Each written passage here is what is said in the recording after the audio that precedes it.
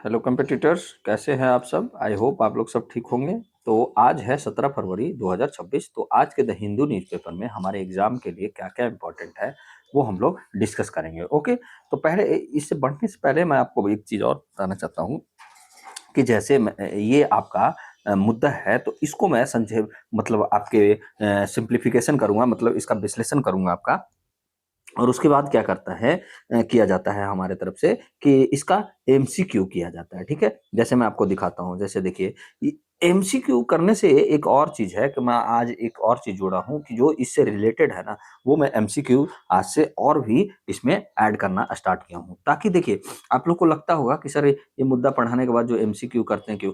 Mainly जो benefit है ना आप लोग को करंट पढ़ने का, ये तरीका होता ही होता है, ठीक है? तो ये आप लोग ये ध्यान दीजिएगा। और बाकी मेरा यही तरीका है, आप लोग को जैसा लगे। जैसे देखिए पीवीटीजी के बारे में इस मुद्दा में कहीं भी नहीं है, लेकिन एक एक जगह है जो आपका निकोबार, जो आपका ग्रेट निकोबार जो है ना आपका अंडमान निकोबार, वहाँ पे एक सोम्पियन ट्राइबल बसता है, ठीक है? सोम्पियन नामक एक आपका ट्राइबल वहाँ रहता है, जिसको आपका पीवीटीजी में शामिल किया गया है। तो इसके बारे में हम लोग थोड़ा-सा पीवीटीजी के बारे में भी हम लोग अपना पढ़ लिए हैं, और बाकी क्या है इसका हम लोग एमसीक्यू भी लगा दिए हैं। तो इस तरीके से अगर आप पढ़ोगे ना, तो आपको बहुत ही बेनिफिट होगा, ठीक है? तो मैं एमसीक्यू लगाता हूँ, और एमसीक्यू आपका जो है ना बहुत ही बेनिफिट है, ठीक है? और आज थोड़ा छोटा-सा छोटे-छोटे 2-3 जो योजनाएँ हैं वो भी मैं जोड़ जोड़ दिया हूँ इसमें, ताकि क्या होगा ना इससे आपको कि आपकी जो जानकारी है ना और भी डेवलप होगा, ठीक है? ताकि आपको वन डे जो एग्ज़ाम वाले हैं उन उन स्टूडेंटों को भी इसमें आपका दिक्कत ना हो, ओके? तो ओवरऑल मैं इसमें सभी को एक ही मतलब क्लास में सबको जोड़ दिया हूँ, ठीक है? ये आप समझिए। और यही मेरा पढ़ाने का अप्रोच है, ठीक है? और इसी अप्रोच से आप अगर चलिएगा तो आपको सफलता ज़रूर मिलेगा, ठीक है? आप मेरे साथ आपसे मैं रिक्वेस्ट करता हूँ कि आप मेरे साथ 9 मंथ या 1 ईयर आप मुझे देकर दीजिए पूरे तरीक़ा से।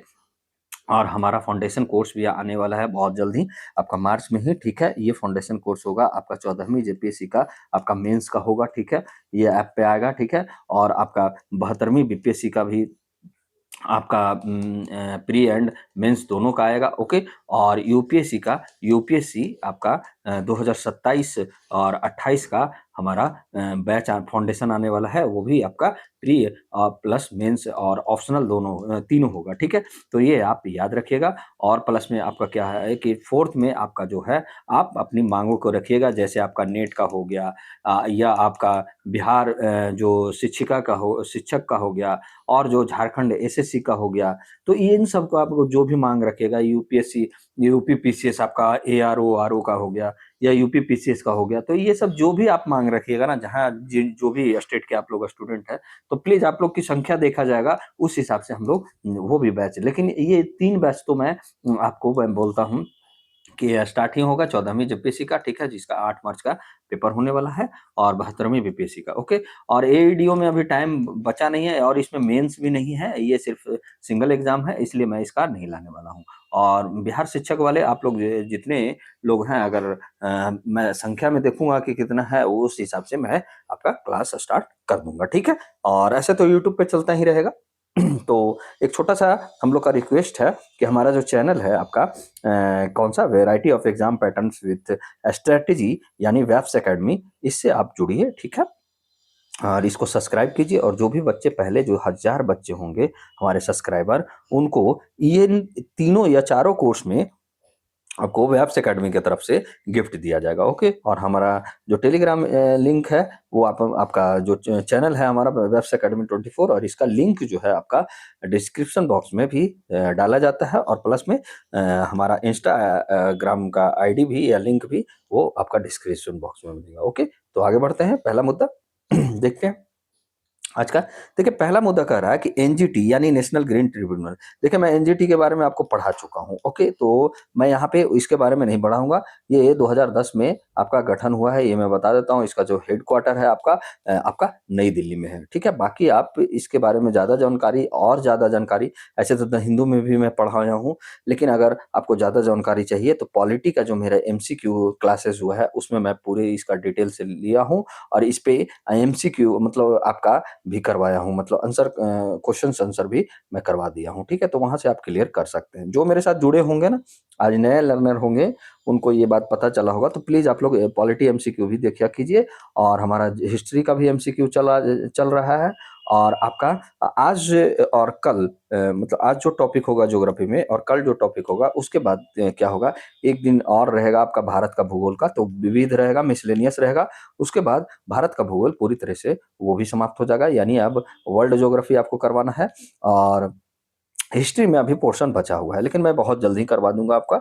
जो 3 मार्च जो आपका सॉरी 8 मार्च जो आपका पेपर है ना, उससे मैं बहुत जल्दी ही पहले ही करवा दूंगा, ठीक है? और एक बार मैं ओवरऑल जो है मैराथन क्लास भी मैं लूंगा, ठीक है? उसका ओवरऑल एक बार में मैं करवाऊंगा, ओके? तो ये भी आप याद रखिएगा। चलते हैं।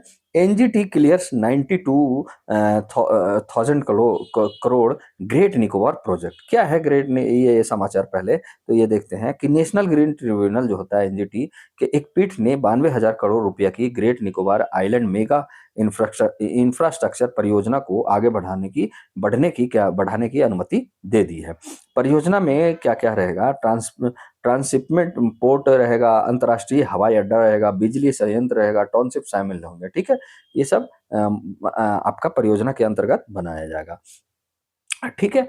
और एनजीटी ने कहा कि परियोजना की अगर रणनीतिक यानी स्ट्रेटेजिक महत्ता को देखते हुए पर्यावरणीय स्वीकृति यानी आपका इन्वायरमेंटल क्लियरेंस में हस्तक्षेप का कोई ठोस आधार नहीं है, बशर्ते इसका पर्यावरणीय स्वीकृति की शर्तों का सख्त से पालन हो, तब ये मतलब अनुमति दिया है इसे। पहले तो हम लोग जानते हैं कि ग्रेट निकोबार प्रोजेक्ट है क्या? देखिए क्या है ग्रेट निकोबार परियोजना जो है सरकार की एक मेगा इंफ्रास्ट्रक्चर एवं रणनीतिक परियोजना है, जो क्या करेगा कि जो ग्रेट निकोबार आइलैंड है, मतलब देखिए ये आपका कौन सा आइलैंड हो गया, ये आपका कहाँ है ये सब तो आपका इंडो पैसिफिक क्षेत्र में है। ओके, तो ये जो आपका हो गया आपका अंडमान और ये आपका निकोबार। तो यहाँ पे जो निकोबार में है ग्रेट निकोबार आइलैंड पे ये प्रस्तावित है और इसका उद्देश्य जो है भारत की समुद्री सुरक्षा, व्यापार और इंडो पैसिफिक क्षेत्र में रणनीतिक उपस्थिति को मजबूत करना है, ठीक है?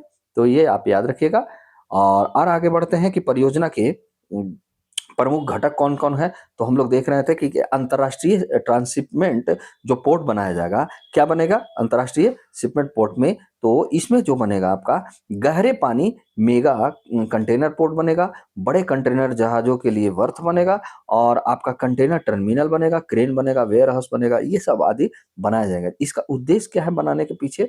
तो जो होगा ना कि भारत को सिंगापुर जैसी विदेशी पोर्ट्स पर निर्भरता से मुक्त करना। मतलब अभी हम लोग क्या है कि सिंगापुर के जो पोर्ट है वहाँ पे से हम लोग क्या है निर्भरता हमारा ज़्यादा है इंडिया का, तो ये निर्भरता घटेगा और ये क्या होगा कि हमारा आत्मनिर्भर भारत का कहीं न कहीं ये जो लक्ष्य है वो हमें पूर्ति करवाने में मदद करेगा और विज़न जो एट द रेट विज़न जो है 2047 है उसको भी ये पहुँच प्रदान करेगा, ओके? उसमें मलक्का जलडमरू मध्य जो के पास है रणनीतिक पकड़ हम लोग का बनेगा, ठीक है?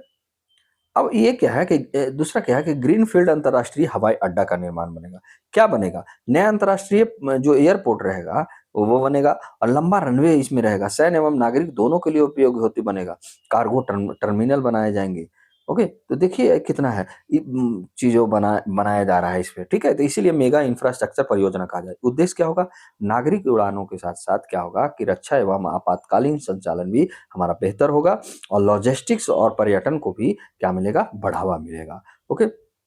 अब थर्ड क्या है हमारा, बिजली संयंत्र भी, यहाँ पावर प्लांट भी स्थापित किया जाएगा। क्या जैसे गैस डीजल आधारित पावर प्लांट भी, प्रारंभिक चरण में ये गैस डीजल आधारित पावर प्लांट बनेगा। भविष्य में नवीकरणीय ऊर्जा को जोड़ने की योजना यहाँ में बनाया गया है, ठीक है। और इसका उद्देश्य क्या होगा कि जैसे आपका पोर्ट, एयरपोर्ट, टाउनशिप की ऊर्जा आवश्यकताओं को इससे क्या होगा, पूर्ति होगा, ठीक है, ये जो पावर प्लांट लगाए जाएंगे उससे, ठीक है। फोर्थ क्या होगा कि आधुनिक टाउनशिप यानी शहर विकास होगा। क्या बनेगा, आवासीय कॉलोनी बनेगा, ठीक है, स्कूल बनेगा, अस्पतालों बनेगा, बाजार बनेगा, प्रशासनिक भवन बनेगा। ये सब किसके लिए बनेगा, ये सब जो परियोजनाओं से जुड़े कर्मचारी जो यहाँ पे रहेंगे, भविष्य की आबादी और सेवाओं के लिए ये बनाया जाएगा। और पाँचवा क्या है आपका, तो पाँचवा जो है हमारा कि सड़क एवं कनेक्टिविटी नेटवर्क भी इसमें बनेगा। नई चौड़ी सड़कें बनाए जाएंगी, एयरपोर्ट टाउनशिप को जोड़ने वाले कॉरिडोर बनाए जाएंगे। उद्देश्य इसका क्या होगा कि तेज और सुरक्षित आंतरिक आवागमन भी होगा इससे। सिक्स्थ है कि जल एवं सीवेज अवसंरचना भी बनाया जाएगा।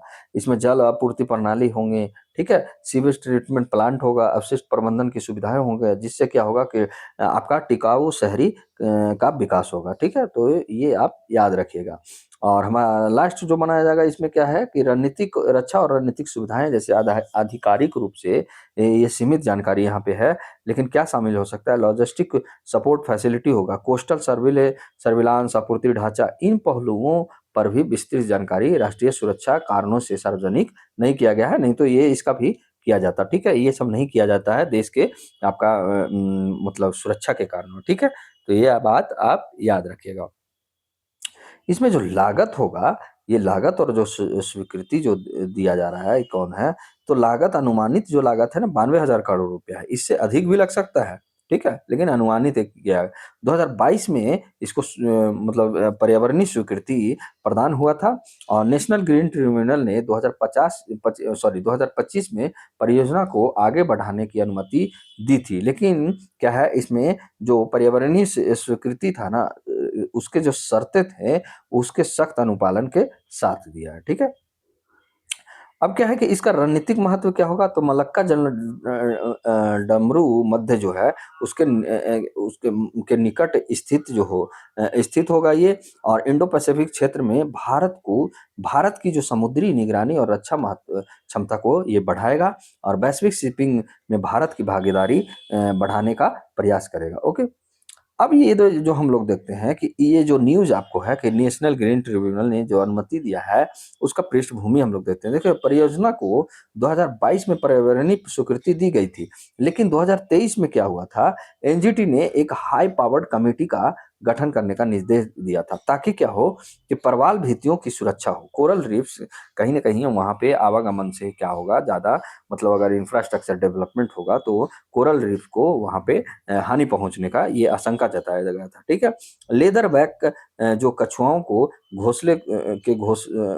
घोंसला स्थलों और संरक्षित पारिस्थितिक क्षेत्र में परियोजनाओं के संभावित प्रभाव जैसे मुद्दे की समीक्षा की जा सके, मतलब इसमें क्या प्रभाव पड़ेगा, इसीलिए हाई पावर्ड एक कमेटी गठन करने का निर्देश दिया था, कौन, आपका नेशनल ग्रीन ट्रिब्यूनल, ठीक है। अब नेशनल ग्रीन ट्रिब्यूनल के जो अवलोकन जो है वो क्या क्या, ये मतलब अवलोकन किया था, देखिए क्या है, पहला कि रणनीतिक बनाम पर्यावरणीय संतुलन। एनजीटी ने कहा कि विकास और पर्यावरण संरक्षण के बीच संतुलन आवश्यक है। केवल आशंकाओं के आधार पर रणनीतिक परियोजनाओं पर रोक नहीं लगाई जा सकती है। और हाई पावर्ड कमेटी की भूमिका क्या रहा, तो याचिकाकर्ताओं का आरोप था कि हाई पावर्ड कमेटी के संदर्भ बिंदु यानी टर्म्स ऑफ रेफरेंस जो होता है पहला, सीमित है और तथ्यात्मक रूप से गलत थे, ठीक है, ये कहा गया था, ठीक है। और एनजीटी ने इस तर्क को खारिज करते हुए कहा कि कोई अन्य ठोस मुद्दा सामने नहीं लाया गया, इसलिए आपका हाई पावर्ड कमेटी रिपोर्ट को गोपनीय रहना है। केंद्र सरकार ने रिपोर्ट को सार्वजनिक न करने का तर्क दिया, क्योंकि इसमें रक्षा और राष्ट्रीय सुरक्षा से जुड़ी संवेदनशील जानकारी भी है। और एनजीटी ने इसे स्वीकार करते हुए कहा कि इस परियोजना को राष्ट्रीय महत्ता स्पष्ट होती है, ठीक है। तो इसलिए वो क्या दिया, अनुमति दिया। पर्यावरणीय चिंता और निर्देश क्या है, तो प्रवाल भित्ति जो जैसे पहला है, सरकार का दावा है कि परियोजना क्षेत्र में प्रवाल भित्तियां मौजूद नहीं है। फिर भी इन्वायरमेंट मिनिस्ट्री को प्रवाल संरक्षण वैज्ञानिक तरीकों से प्रवाल आपका पुनर्जनन के लिए इम्प्लीमेंटेशन प्लान तैयार करने का निर्देश दिया है आपका एनजीटी। ओके, ताकि क्या हो कि अगर कभी वैसा दिक्कत हो जाए प्रवाल भित्ति को, तो कोरल रीफ को, तो ये प्रजनन करने पुनर्जनन करने की ये जो वैज्ञानिक तरीका है उसका इम्प्लीमेंटेशन पहले से ही तैयार रहे समाधान। और दूसरा क्या है, तट रेखा अपरदन हो सकता है, शोर लाइन इरोजन हो सकता है। एनजीटी ने कहा कि तट रेखा में किसी भी प्रकार के क्षरण को रोकने की पूरी जिम्मेदारी जो पर्यावरण मंत्रालय की होगी। और इन्वायरमेंट आपका इम्पैक्ट असेसमेंट, जिसको पर्यावरण प्रभाव आकलन बोला जाता है, ये इसके याचिकाकर्ताओं ने एक सीजन ईआईए पर आपत्ति जताई और सरकार का पक्ष है कि अंडमान निकोबार में उच्च अपरदन क्षेत्र न होने से 3 सीजन डेटा आवश्यक नहीं है। तो इस तरीके से ये तर्क दिया जो हमारा आपका क्या दिया गया था, आपका मुद्दा था, ठीक है। उसी समय आदिवासी और सामाजिक मुद्दे, देखिए निकोबारी और सोम्पेन जनजाति, देखिए यहाँ पे क्या है आपका कि ये सोम्पेन जनजाति जो है यही पीवीटीजी में शामिल है, इसलिए मैं पीवीटीजी आपको पढ़ाया हूँ। आरोप क्या कहता है कि उनकी स्वतंत्रता, निकोबारी और सोम्पेन जनजाति के उनकी स्वतंत्रता पूर्व और सूचित सहमति नहीं ली गई है, ठीक है, ये आरोप लगा रहे हैं। वन भूमि पर उनके अधिकारों का निपटारा नहीं हुआ है। परियोजनाओं की वन स्वीकृति को लेकर मामला अभी भी कलकत्ता हाई कोर्ट में लंबित है, ठीक है। अब यहाँ पे हम लोग थोड़ा सा पढ़ते हैं पीवीटीजी होता क्या है। तो पार्टिकुलरली वल्नरेबल ट्राइब ग्रुप्स होता है, ट्राइबल ग्रुप होता है।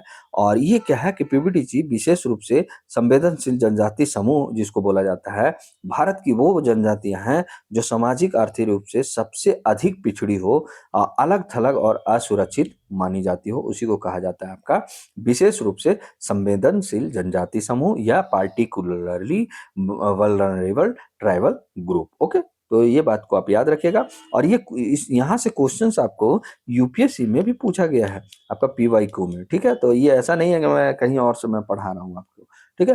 पहले इन्हें पीटीजी कहा जाता था, प्रिमिटिव आपका ट्राइबल ग्रुप कहा जाता था, प्रिमिटिव आपका ट्राइबल ग्रुप कहा जाता था, जिसे 2006 में बदलकर पीवीटीजी कर दिया गया। तो ये भी आप याद रखिएगा कि प्रिमिटिव आपका ट्राइबल ग्रुप पीटीजी पीटीजी कहा जाता था, और बाद में 2006 में इसको पार्टिकुलरली वल्नरेबल ट्राइबल ग्रुप यानी पीवीटीजी कर दिया गया।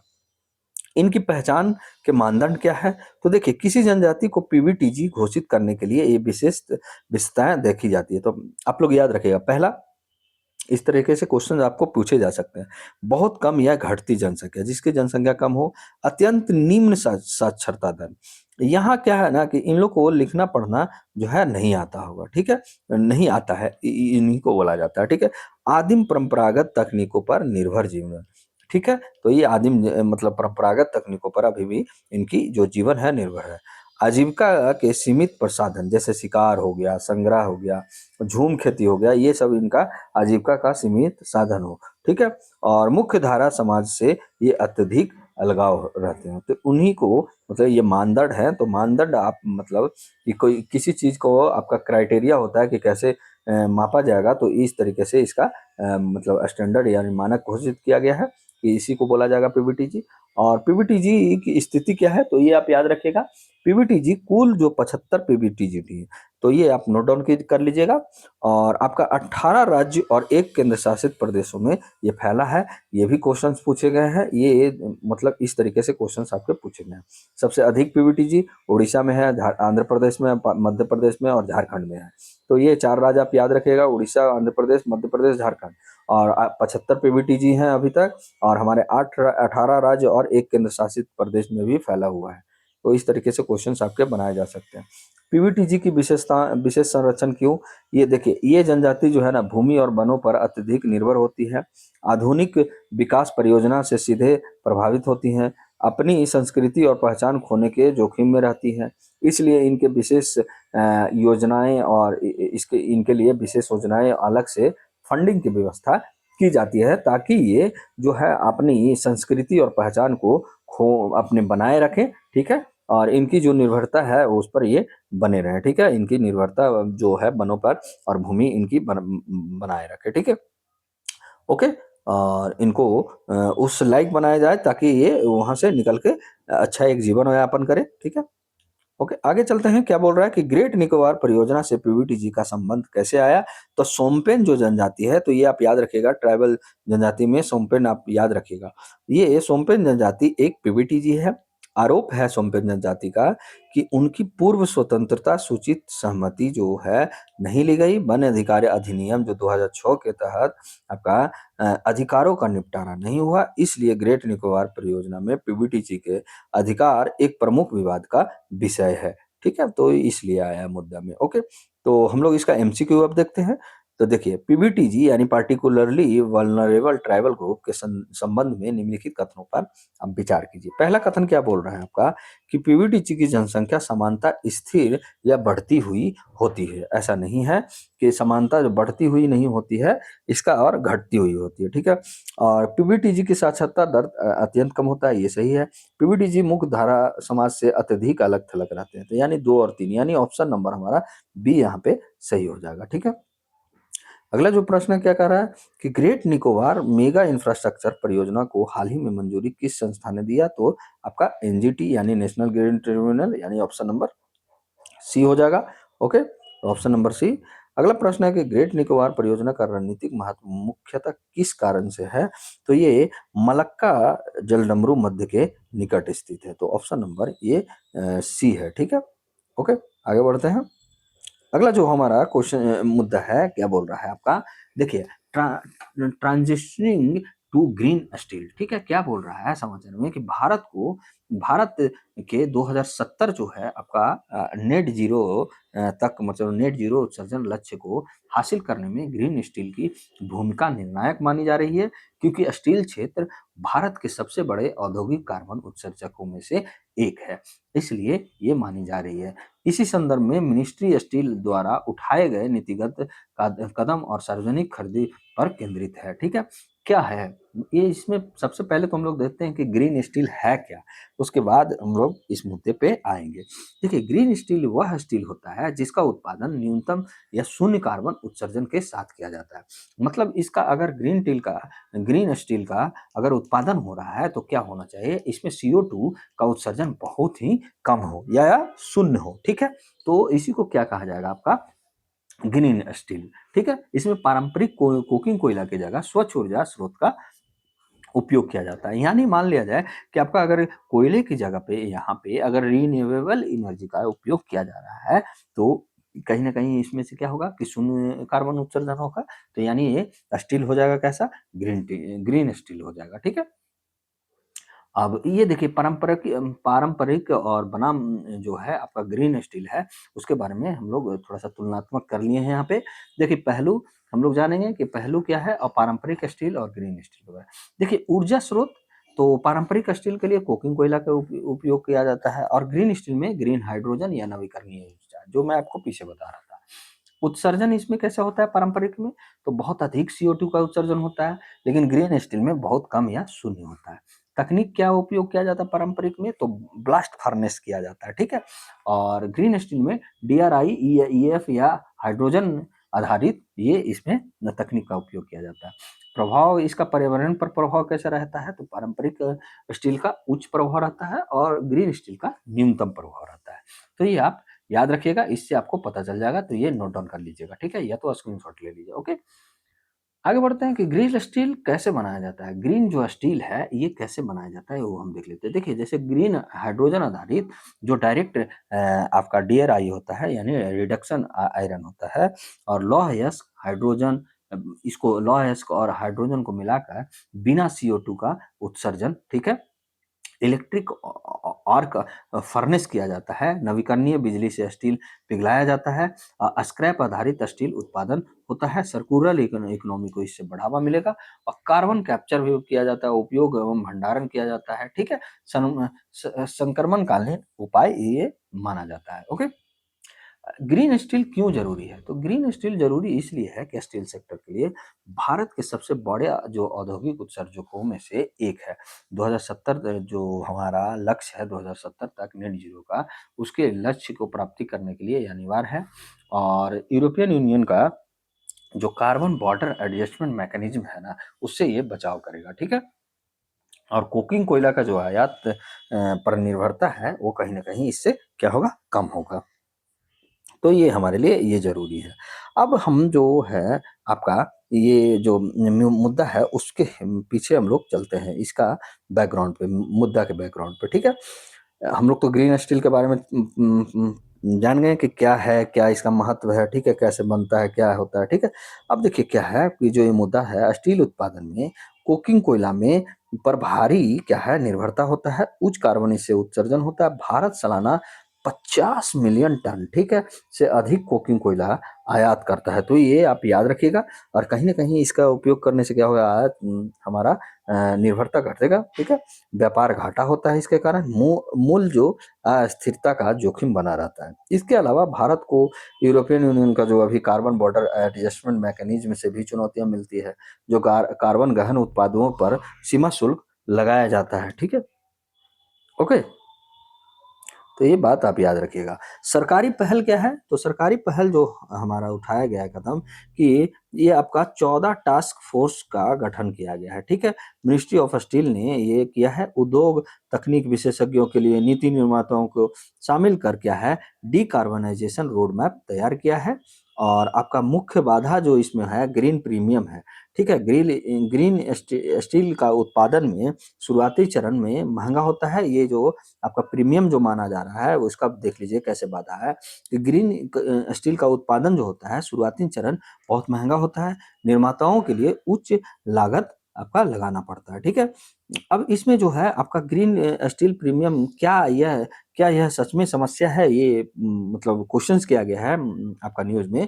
तो देखिए क्या है कि बड़े इंफ्रास्ट्रक्चर प्रोजेक्ट में जो है आपका स्टील लगभग 18% लागत होता है। यदि ग्रीन स्टील पर 30% प्रीमियम दिया जाए, तो केवल ग्रीन स्टील का उपयोग मतलब लगभग कुल परियोजना लागत में वृद्धि जो करेगा, लगभग आपका 5.5% करेगा। यदि केवल 20% परियोजनाओं में ग्रीन स्टील आए, तो कुल बजट पर असर लगभग 1.5% पड़ेगा। यानी निष्कर्षतः ये देखा जाता है कि यह वृद्धि जो है प्रबंधनीय और इसे राष्ट्रीय आर्थिक सुरक्षा के बीमा के रूप में देखा जा सकता है, ठीक है? तो ये बात आप याद रखिएगा और वैश्विक उदाहरण से भी सीख लेना चाहिए, जैसे जापान ग्रीन परचेजिंग फ्रेमवर्क चला रहा है। इसका मांग जो है आपका मांग प्लस उत्पादन पर सब्सिडी दे रहा है। कैलिफोर्निया बाई क्लीन मॉडल अपनाया है, जिसमें सख्त कार्बन मानक आपका लाया है, सत्यापित उत्सर्जन डेटा भी इसके पास रहता है। इस सब से जो है ना ये दोनों से सीख लेना चाहिए कि ग्रीन जो खरीद तभी सफल होगी जब उत्पादन को भी समानांतर समर्थन मिलेगा, तभी ये होगा, ठीक है? अब भारत की जो पहल है ये कौन सा है आपका, एक देखिए ग्रीन स्टील टैक्सोनॉमी। भारत ने 3 star, 4 star, 5 star green steel rating system बनाया है। उत्सर्जन तीव्रता के आधार पर स्टील की श्रेणीकरण किया जाता है। यह स्टील के लिए कार्बन न्यूट्रिशन लेवल जैसा होता है, ठीक है? तो ये आप याद रखिएगा कि 3 स्टार, 4 स्टार, 5 स्टार का लेवलिंग भी किया गया है, आपका रेटिंग दिया जाता है, ओके? और यहाँ पे जो मुख्य समस्या जो आ रहा है आपका इसमें ट्रस्ट डिफिसिट का क्या है, आज कोई भी ग्रीन टीएमटी बार सामान्य स्टील में आसानी से अंतर नहीं कर सकता है। इसलिए कहीं ना कहीं ट्रस्ट का आपका समस्या बन रहा है। समाधान क्या होगा इससे? तो समाधान का सुझाव है कि made in India QR code system आप अप्लाई कीजिए। क्वालिटी काउंसिल ऑफ इंडिया की मान्यता इसमें होना चाहिए। क्यूआर कोड में green star rating embedded embed करना जरूरी है, ठीक है? खरीद अधिकारी तुरंत सत्यापन कर सकेंगे, ठीक है? जो खरीद अधिकारी जो होंगे वो तुरंत सत्यापन इसका कर सकेंगे। प्रशासनिक सुधार की भी ज़रूरत है, जैसे आपका L1 यानी लोवेस्ट प्राइस से हटकर value for money plus sustainability दृष्टिकोण अपनाने की ज़रूरत है।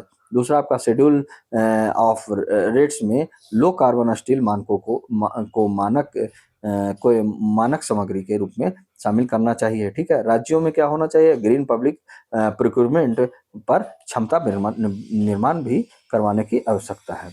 पीएलआई जो प्रोडक्शन लिंक इंसेंटिव और ग्रीन हाइड्रोजन मिशन से तालमेल क्या है आपका, यदि सरकार ग्रीन स्टील उत्पादन को सब्सिडी देता है तो उसे एंकर बायर भी बनना चाहिए, ठीक है। तो ये भी आप याद रखिएगा। आगे की राह क्या हो सकता है, तो आपका कि शुरुआत में जो 3 स्टार ग्रीन स्टील से करना चाहिए और 2030 के बाद जो है 4 स्टार 5 स्टार की ओर चरणबद्ध बदलाव होना चाहिए। पायलट प्रोजेक्ट जैसे इंडियन रेलवे जैसे बड़े केंद्रीय खरीदारों के माध्यम से ये चलाना चाहिए पायलट प्रोजेक्ट। ओके, अब यहाँ पे हम लोग एमसीक्यू करेंगे। ओके, एमसीक्यू है कि ग्रीन स्टील के संदर्भ में ग्रीन प्रीमियम का क्या अर्थ होता है। तो ये देखिए, पारंपरिक स्टील की तुलना में ग्रीन स्टील की अतिरिक्त उत्पादन लागत, ठीक है। तो ऑप्शन नंबर ये सी हो जाएगा यहाँ पे। और हमारा अगला क्वेश्चन है, क्या कर रहा है कि आपका कि भारत में ग्रीन स्टील की ओर संक्रमण को लेकर 14 टास्क फोर्स का गठन किस मंत्रालय द्वारा किया गया है, तो ये मिनिस्ट्री ऑफ स्टील के द्वारा किया गया है। ओके, और अगले प्रश्न है कि ग्रीन स्टील पर 30% प्रीमियम होने की स्थिति में यदि केवल ग्रीन स्टील का उपयोग किया जाए तो बड़े इंफ्रास्ट्रक्चर प्रोजेक्ट की कुल लागत पर अनुमानित प्रभाव क्या पड़ सकता है, तो ये ऑप्शन नंबर सी लगभग 5.5% पड़ सकता है, ठीक है। ओके, और जब ये 20% करेगा ना तो हमारा कितना होगा, 1.1% ये लगभग, ठीक है। तो ये भी आप याद रखिएगा। भारत द्वारा विकसित जो ग्रीन स्टील टैक्सोनॉमी में स्टील को किस आधार पर रेटिंग किया जाता है, तो ये कार्बन उत्सर्जन के तीव्रता पर ये आपका रेटिंग दिया जाता है कि कितना ये कार्बन उत्सर्जन कर रहा है, ठीक है। 3 स्टार 4 स्टार और 5 स्टार के रूप में। अब हमारा जो अगले प्रश्न है कि ग्रीन स्टील की ओर संक्रमण भारत के लिए निम्नलिखित में किस चुनौती से निपटने में सहायक होगी, तो पहला है कि आपका कोकिंग कोयला के आयात पर निर्भरता, ठीक है। दूसरा जो है आपका यूरोपियन यूनियन का जो कार्बन बॉर्डर एडजस्टमेंट मैकेनिज्म है उससे, और थर्ड जो है आपका कि जीवाश्म ईंधन की कीमतों में अस्थिरता से, ठीक है। तो ये कहीं ना कहीं तीनों से देगा, तो ऑप्शन नंबर डी हमारा सही हो जाएगा। ओके, तो ये आप याद रखिएगा। और नहीं नहीं नहीं, ये आपका जीवाश्म ईंधन की कीमतों में अस्थिरता से नहीं होगा, तो ऑप्शन नंबर ए होगा, ठीक है। केवल एक और दो। ओके, ये ईंधन पे बात नहीं कर रहा। ग्रीन स्टील के संदर्भ में क्या है कि बाई क्लीन मॉडल का संबंध किससे है, तो ये कैलिफोर्निया यूएसए का है, ठीक है। भारत की अगले जो प्रश्न है कि भारत की ग्रीन स्टील टैक्सोनॉमी में निम्नलिखित में कौन सी रेटिंग प्रणाली अपनाई गई है, तो 3 स्टार 4 स्टार और 5 स्टार, यानी ऑप्शन नंबर डी हमारा सही हो जाएगा। ओके, अब अगले मुद्दे पे चलते हैं कि एनपीसीआई एक्सटेंड, जो अपना अगला मुद्दा है कि NPCI extend UPI one world to AI summit foreign visitors. क्या है, देखिए एक चीज एक चीज मैं आपको बताता हूँ कि यहाँ पे क्या हुआ कि जैसे आपका जो अभी मैं कल ही बताया हूँ कि एआई समिट जो हुआ है आपका 2026 का, वो कहाँ पे हो रहा है अभी, तो दिल्ली में हो रहा है। दिल्ली के कौन सा, आपका भारत मंडपम में हो रहा है। और ये ग्लोबल साउथ का ये पहला समिट हो रहा है, ठीक है। ग्लोबल साउथ कंट्री का ये पहला समिट हो रहा है, लेकिन ये एआई जो समिट है ये फोर्थ एडिशन है, ठीक है। ये जो समिट है जो फोर्थ समिट है। ओके, तो ये भी आप याद रखिएगा। पहला जो हुआ था आपका यूके में हुआ था, तो ये भी आप याद रखिएगा। और थर्ड जो हुआ था आपका फ्रांस में हुआ था। तो ये बात आप याद रखिएगा। मैं कल ही इसके बारे में पूरे अच्छे से डिटेल्स में पढ़ा दिया हूँ, और मैं बोला था कि जो भी आपका मुद्दा आएगा अब आपका एआई समिट से, वो मैं आपको पढ़ाते जाऊंगा, ठीक है। तो ये जो आज आया है, ये क्या बोल रहा है कि NPCI extend UPI one world to AI summit foreign visitor. क्या है समाचार में कि national payment corporation of India यानी एनपीसीआई ने घोषणा किया है कि यूपीआई वन वर्ल्ड वॉलेट सेवा को 40 से अधिक देशों से आने वाले अंतर्राष्ट्रीय आगंतुकों यानी विजिटर्स के लिए बढ़ाया गया है, जो इंडिया एआई इम्पैक्ट समिट 2026 में भाग लेने हेतु नई दिल्ली आएंगे, यानी 16 फरवरी से 20 फरवरी 2026 तक ये चलेगा, ठीक है। यूपीआई पहले हम लोग समझते हैं क्या होता है। यूपीआई का फुल फॉर्म ये आप याद रखिएगा, पूछ लेता है आपके बड़े एग्जामों में भी, यूपीएससी में भी पूछा है, तो इसलिए आप थोड़ा सा फुल फॉर्म पे ज्यादा आप तो ध्यान दीजिएगा। क्या है यूनिफाइड पेमेंट इंटरफेस, इंटरफेस, ठीक है? यूनिफाइड पेमेंट इंटरफेस इसका फुल फॉर्म होता है। ये क्या होता है? भारत की एक रियल टाइम डिजिटल भुगतान प्रणाली है, जिसके माध्यम से मोबाइल फ़ोन से तुरंत बैक टू बैक लेन-देन किया जा सकता है। ये आप लोग भी चलाते होंगे, जैसे गूगल पे हो गया, आपका फ़ोन पे हो गया, ये यूपीआई के माध्यम से ही आप किसी आप भीम ऐप हो गया आपका, तो ये आप क्या करते हैं कि आप इसी के माध्यम से आप स्कैन करते हैं, स्कैन करके आप अपने भुगतान पेमेंट करते हैं, ठीक है? इसे विकसित कौन किया है? तो national payment corporation of India NPCI ने किया है, ओके? और यूपीआई की प्रमुख विशेषता क्या रहता है कि ये 24/7 रियल टाइम भुगतान करता है। एक मोबाइल ऐप से कई बैंक खातों में ये आप कर सकते हैं और वर्चुअल पेमेंट एड्रेस के ज़रिए भुगतान हो जाता है, ठीक है? क्यूआर कोड के आधारित भुगतान भी होता है, सुरक्षित होता है, टू फैक्टर ऑथेंटिफिकेशन है, तो ये आप याद रखिएगा, टू फैक्टर, ये ऑथेंटिफिकेशन भी आपका पूछा जाता है। जैसे भीम ऐप का ऑथेंटिफिकेशन आपका यूपीएससी सीडीएस में भी पूछ दिया गया है। ओके, तो आप जाके क्वेश्चंस आप देख सकते हैं पीवाईक्यू में। अब इसको उपयोग कैसे, यूपीआई कैसे काम करता है? तो देखिए क्या होगा कि उपयोगकर्ता क्या करेगा, बैंक खाता मोबाइल नंबर से लिंक करेगा, ठीक है? और एक आपका वर्चुअल पेमेंट आपका अकाउंट बनता है, जैसे आपका नेम डालिएगा और बैंक जो होगा, इस तरीके से भुगतान कैसे करेगा, पर्सन टू पर्सन, एक व्यक्ति से दूसरे व्यक्ति, या पर्सन टू मर्चेंट, ठीक है? P to M. ओके, आगे चलते हैं। क्या है कि यूपीआई के प्रमुख उपयोग क्या है? तो दुकानों पर क्यूआर कोड से भुगतान, जो मैं आपको पीछे बता रहा था, ऑनलाइन शॉपिंग हो गया, बिल का भुगतान हो गया, सब्सिडी हो और डीबीटी हो गया, ट्रांजिट हो गया, टोल हो गया, फास्टैग हो गया, टिकट टिकट बुकिंग में, ये सब में आपका उपयोग किया जाता है। यूपीआई के प्रकार हैं और नई पहल भी है। आपका क्या-क्या है? यूपीआई लाइट लाइट जैसे छोटे मूल्यों के ऑफलाइन भुगतान किया जाता है। यूपीआई ऑटो पे आवर्ती भुगतान के लिए ईएमआई हो गया, ओटीटी हो गया। यूपीआई वन वर्ल्ड जो विदेशी पर्यटकों के लिए जो अभी चर्चा में है। क्रेडिट ऑन यूपीआई क्रेडिट लाइनों के ज़रिए भुगतान किया जाता है। और इसके बारे में आपको जब मैम इकोनॉमिक्स का क्लास लेंगे, तो वहाँ पे आपको बहुत अच्छे से पढ़ाएँगे, ठीक है? ओके, आगे बढ़ते हैं। अब यहाँ पे हम लोग जो आते हैं, हमारा जो मुद्दा था यूपीआई वन वर्ल्ड वॉलेट। तो यूपीआई वन वर्ल्ड वॉलेट जो है क्या है, ये हम लोग देखते हैं। यह एक डिजिटल प्रीपेड वॉलेट है, ठीक है? आपका प्रीपेड वॉलेट है। विशेष रूप से प्रीपेड और पोस्टपेड जानते हैं ना? प्रीपेड मतलब होता है क्या? कि आप रिचार्ज करके उसको कर सकते हो। पोस्टपेड होता है कि एक तरह से आप लोन टाइप में होता है, ओके? विशेष रूप से विदेशी जो पर्यटकों होता है, जो आपका टूरिस्टर हो गया या विजिटर्स हो गया, आगंतुकों के लिए क्या है, इसके जरिए क्या करेंगे, पर्सन टू मर्चेंट भुगतान करेंगे। मर्चेंट मतलब समझे कि आपके यहाँ से वो दुकान पे से अगर खरीद रहे हैं, तो ये मर्चेंट हो गया, भुगतान करेंगे। रियल टाइम, सुरक्षित और कैशलेस लेन देन ये होगा। बिना भारतीय बैंक खाते खोले यूपीआई का भुगतान सुविधा ये है। तो ये बात आप सबसे पहले स्टार मार्किंग लगाइएगा। क्वेश्चन आपका यही बना सकता है कि क्या भारतीय बैंक भारतीय बैंकों में खाता खुलाना अनिवार्य रहेगा, तभी ये आपका यूपीआई वन वर्ल्ड वॉलेट काम करेगा? तो ये इस तरीके से आपका क्वेश्चंस बनाए जा सकते हैं, ठीक है? आपके लिए मैं क्वेश्चंस लाया भी हूँ, आप टेंशन मत लो। इस पहल का उद्देश्य क्या है? अंतर्राष्ट्रीय जो आपका आगंतुकों हैं के लिए, उनके लिए भुगतान को सरल बनाना, भारत के डिजिटल पब्लिक इंफ्रास्ट्रक्चर को वैश्विक मंच पर प्रदर्शित करना, बड़े अंतर्राष्ट्रीय आयोजनों के दौरान कैश निर्भरता को कम किया जाएगा, ठीक है? भुगतान प्रणाली को सहज बनाना, ठीक है? तो ये इसका उद्देश्य है। यूपीआई वन वर्ल्ड जो कैसे काम करता है, तो विदेशी यात्री क्या करेंगे, अधिकृत काउंटर बैंक से वॉलेट सक्रिय कर सकते हैं, ठीक है? विदेशी मुद्रा को रुपया में लोड कर सकते हैं। भारत में क्यूआर कोड स्कैन कर यूपीआई आधारित भुगतान कर सकते हैं। वापसी पर शेष राशि को वापस बदला जा सकता है, ठीक है? वो अपने करेंसी में बदल सकते हैं।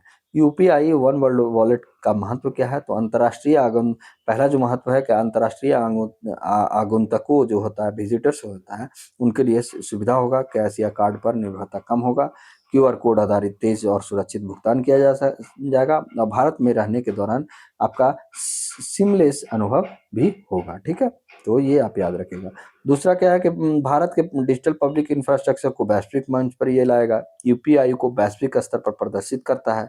भारत को डिजिटल भुगतान लीडर के रूप में भी स्थापित करता है। बड़े अंतर्राष्ट्रीय आयोजनों जैसे आपको वैश्विक सम्मेलन में उपयोगी है। ठीक है। थर्ड क्या, पर्यटन और सेवा क्षेत्र को भी इसमें से बढ़ावा देगा, जैसे होटल, टैक्सी, आपका रिटेल, स्मॉल मर्चेंट को लाभ मिलेगा। Ease of doing business in service में सुधार आएगा। फोर्थ आपका क्या होगा कि कैशलेस और पारदर्शी अर्थव्यवस्था आएगा। नकदी लेन देन में कमी होगी। लेन देन की ट्रेसेबिलिटी आपका आसान हो जाएगा। कर अनुपालन में भी सुधार हो जाएगा। ठीक है।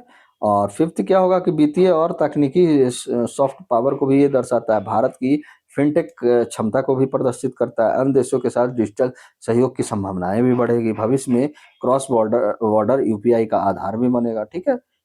ओके। सिक्स्थ क्या होगा कि नीति और शासन के लिए भी महत्व है। ई गवर्नेंस को मजबूती मिलेगा। बड़े आयोजकों के लिए कैशलेस गवर्नेंस मॉडल ये बन जाएगा। स्मार्ट सिटी और डिजिटल इंडिया विजन को भी इससे समर्थन मिलेगा। ओके। अब यहाँ पे आपके लिए क्वेश्चंस लगाए गए हैं, देखिएगा आप क्वेश्चंस देखिए। पहला क्वेश्चन क्या कह रहा है कि आपका एमसीक्यू कि वो यूपीआई वन वर्ल्ड वॉलेट का मुख्य उद्देश्य क्या है। तो ये ऑप्शन नंबर सी है, विदेशी पर्यटकों को भारत में यूपीआई के माध्यम से भुगतान की सुविधा प्रदान करना। ठीक है। दूसरा क्या है, यूपीआई वन वर्ल्ड वॉलेट का संचालन और प्रबंधन किस संस्था द्वारा किया जाता है। तो ये आपका option number D, national payment corporation of India. Okay. अगले जो प्रश्न है क्या कह रहा है आपका कि यूपीआई वन वर्ल्ड वॉलेट के माध्यम से विदेशी आगंतुक जो होंगे किस प्रकार भुगतान कर सकते हैं। तो पर्सन टू मर्चेंट कर सकते हैं। ठीक है। पर्सन टू पर्सन नहीं कर सकते हैं, केवल आप पर्सन टू मर्चेंट कर सकते हैं। ठीक है। तो ये आप याद रखिएगा। और ये अगला जो प्रश्न है आपका क्या है कि वन वर्ल्ड वॉलेट के संदर्भ में निम्नलिखित कथनों पर विचार कीजिए। पहला जो कथन है कि इसके लिए भारतीय बैंकों में खाता अनिवार्य है। देखिए मैं बता रहा था ऐसा कुछ नहीं है। यह विदेशी पर्यटकों को भारत में कैशलेस भुगतान की सुविधा देता है, तो ये सही है आपका। थर्ड जो है आपका कि भारत के डिजिटल पब्लिक इंफ्रास्ट्रक्चर का हिस्सा है, तो ये भी सही है। 2 और 3 यानी ऑप्शन नंबर बी हमारा सही होगा। आगे चलते हैं। तो आगे हमारा जो अगला प्रश्न है क्या कह रहा है कि यूपीआई जो यूनिफाइड पेमेंट इंटरफेस है के संदर्भ में कौन सा कथन सही है। तो ये real time bank to bank भुगतान प्रणाली है, तो ये ऑप्शन नंबर सी। और यूपीआई के संदर्भ में वर्चुअल पेमेंट एड्रेस जो वीपीए है, क्या क्या अर्थ है। तो मोबाइल नंबर से जुड़ा एक यूनिक भुगतान पहचान करता है, तो ऑप्शन नंबर ये आपका बी हो जाएगा। ओके। अब अगले मुद्दा है जो आपको मैं बोला था कि आपके लिए मैं छोटे मुद्दे भी लगाया हूँ। देखिए क्या है, इलीगल क्लेम्स इन लाड़की बहन स्कीम रिमूव्ड टैली 1.9 करोड़। क्या है कि महाराष्ट्र सरकार के मुख्यमंत्री माझी लड़की बहन बहन योजना के तहत की गई जांच में लगभग एक 1.90 करोड़ अवैध या अयोग्य दावेदार की योजना को योजना से इस योजना से हटाया गया। ठीक है। यह कदम डायरेक्ट जो है बेनिफिट ट्रांसफर आधारित कल्याणकारी योजना में लीकेज रोकने और लक्षित जो लाभ है सुनिश्चित करने के उद्देश्य से उठाया गया। पहले तो हम लोग ये जानते हैं, हम लोग के लिए ये जानना है कि मुख्यमंत्री माझी लड़की बहन योजना है क्या। तो ये देखिए क्या है, महाराष्ट्र सरकार की एक महिला केंद्रित कल्याणकारी योजना है जिसका उद्देश्य राज्य की आर्थिक रूप से कमजोर महिलाओं को प्रत्यक्ष वित्तीय सहायता प्रदान करना है। ठीक है। और इसमें मुख्य उद्देश्य क्या है आपका कि महिलाओं को आर्थिक सुरक्षा देना, महिला सशक्तिकरण को बढ़ावा देना, परिवार परिवार की आर्थिक स्थिरता में महिला की भूमिका को मजबूत कराना। ठीक है। और प्रमुख विशेषता क्या है कि लाभार्थी जो होंगे पात्र महिलाएं होंगे, सिर्फ आपका आयु हो गया, अन्य मानदंडों के आधार पर ये किया जाएगा। लाभ का माध्यम डीबीटी यानी डायरेक्ट बेनिफिट ट्रांसफर, सीधे बैंक खाते में राशि जाएगा। फोकस जो है लक्षित सब्सिडी, टारगेट वेलफेयर है और लीकेज को रोकना है। ठीक है। अवैध दावेदार क्यों सामने आया, क्योंकि अपात्रता के बावजूद आवेदन किया गया था। जैसे आय हो गया, वैवाहिक स्थिति में गलत जानकारी ये सब दिया गया था। डुप्लीकेट लाभार्थी एक से अधिक योजनाओं में एक साथ लाभ ले रहे थे। डेटा का सत्यापन की कमी जो पहले चरण में आ गया। ठीक है। अब यहाँ पे हम लोग क्वेश्चंस करने वाले हैं। ठीक है। देखिए निम्नलिखित कथनों पर विचार कीजिए। यह योजना महिला सशक्तिकरणों से संबंधित है। इसमें आधार सीडिंग और डेटा सत्यापन का उपयोग किया जाता है, तो ये भी सही है। पहला विषय, यही योजना केंद्र सरकार द्वारा प्रायोजित है। नहीं, ऐसा नहीं है आपका, गलत है ये, यानी 1 और 2 केवल तो ऑप्शन नंबर ए होगा, ठीक है। अगला प्रश्न है कि मुख्यमंत्री आपका क्या है कि मुख्यमंत्री माझी लड़की बहन योजना जैसी योजनाएं भारत में किस शासन मॉडल को दर्शाता है? तो वेलफेयर स्टेट और टेक्नोलॉजी ड्रिवन, ठीक है। तो ये आप याद रखिएगा, ड्रिवन गवर्नेंस, यानी ऑप्शन नंबर बी। तो इस तरीके से भी क्वेश्चन पूछे जा सकते हैं, इसलिए मैं आपको क्वेश्चन लगाया हूँ। देखिए, मुख्यमंत्री लाड़की बहन योजना किस राज्य सरकार द्वारा शुरू की गया है? तो महाराष्ट्र। ऐसा मत समझिएगा कि इतना छोटा सा, आप पढ़ लिए तब ना पता है आपको। ओके, अगर आप नहीं जानते तो कैसे पता है। अब नेक्स्ट जो हमारा है, तो इसका मैं आपको पहले क्वेश्चन से करवाता हूँ, ठीक है। देखिए, मुख्यमंत्री महिला रोजगार योजना का मुख्य उद्देश्य क्या है? तो ये बताइएगा आप लोग, अगर जिसको पता है तो प्लीज आप लोग बताइए, नहीं तो फिर मैं बताता हूँ। मुख्यमंत्री महिला रोजगार योजना की में किस राज्य से संबंधित है? कौन सा राज्य यह स्टार्ट किया है? तो ये भी आप बताइए। देखिए, क्वेश्चन जो है आपका क्या, निम्नलिखित कथनों पर विचार कीजिए। पहला कथन है, यह योजना महिला श्रम भागीदार दर बढ़ाने का प्रयास करती है। दूसरा क्या है कि यह योजना केवल प्रत्यक्ष नगद हस्तांतरण पर आधारित है। इसमें कौशल विकास और स्वरोजगार पर जोर दिया जाता है। देखिए, ये तीनों क्वेश्चन का ना आप आंसर दीजिएगा। मैं यहाँ पे आपको सिर्फ इसका थ्योरी करवा देता हूँ, ठीक है। तो आप ये प्लीज आप लोग कमेंट बॉक्स में हमारा जरूर दीजिएगा आंसर, ठीक है। Nitish government transfer 10,000 each to 5 lakh women, ठीक है। टोटल बेनी फिशरीज जो है आपका कितने हो गए हैं? आपका 1.81 करोड़, ठीक है। समाचार में, बिहार में नीतीश कुमार सरकार ने 25 लाख महिलाओं में के खाते में 10,000 रुपया की राशि ट्रांसफर की है। इसके साथ ही राज्य में इस योजना के कुल लाभार्थियों की संख्या जो हो गया, एक 1.81 करोड़ रुपया तक पहुंच गई है। यह कदम क्या है कि महिला सशक्तिकरण यानी सामाजिक सुरक्षा और समावेशी विकास की दिशा में एक महत्वपूर्ण आपका पहल माना जा रहा है। क्या है महिला मुख्यमंत्री महिला रोजगार योजना? तो इसमें क्या है कि यह बिहार सरकार की एक महिला केंद्रित रोजगार एवं आजीविका योजना है, जिसका उद्देश्य है महिलाओं को आर्थिक रूप से आत्मनिर्भर बनाना और उन्हें रोजगार या स्वरोजगार से जोड़ना, ठीक है। और इसका जो मुख्य उद्देश्य है कि महिलाओं के रोजगार के अवसर प्रदान करना, महिला श्रम भागीदारी दर बढ़ाना, ग्रामीण एवं शहरी क्षेत्रों में आजीविका सृजन करना, नगद सहायता आधारित योजनाओं को रोजगार से जोड़ना है, ठीक है। प्रमुख विशेषताएं क्या है? तो लाभार्थी होंगे बिहार के ही पात्र महिला होंगे। योजना का स्वरूप कौशल विकास, स्वरोजगार सहायता, स्वयं सहायता समूहों से जुड़ाव करना। कार्यान्वयन का जो माध्यम होगा राज्य सरकार प्लस स्थानीय निकाय के द्वारा।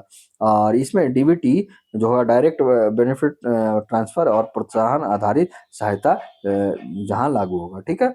ये आप याद रखिएगा। बाकी इसका जो आप आंसर जरूर बताइएगा कि मुख्यमंत्री महिला रोजगार योजना का मुख्य उद्देश्य क्या है। आपका महिलाओं को प्रत्यक्ष नगद सहायता, महिलाओं को सरकारी नौकरी में आरक्षण, महिलाओं को रोजगार और स्वरोजगार का आपका अवसर प्रदान करना, केवल शहरी महिलाओं को सहायता देना। तो ये आप बताइएगा।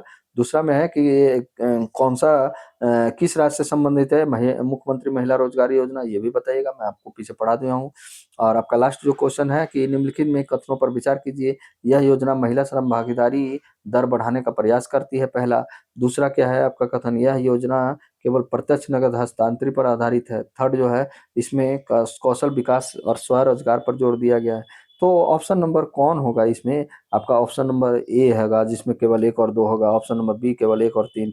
ऑप्शन नंबर सी केवल 2 और 3। और ऑप्शन नंबर डी 1, 2, 3। तो ये आप जरूर कमेंट बॉक्स में जरूर बताइएगा। और आज का सेशन कैसा लगा ये भी जरूर बताइएगा आप।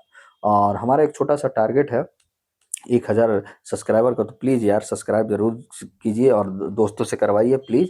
आप लोग से रिक्वेस्ट है, हमारे फाउंडेशन कोर्स में आपको वेब्स अकेडमी की तरफ से गिफ्ट दिया जाएगा, ठीक है। तो आज के लिए बस इतना ही। जय हिंद, जय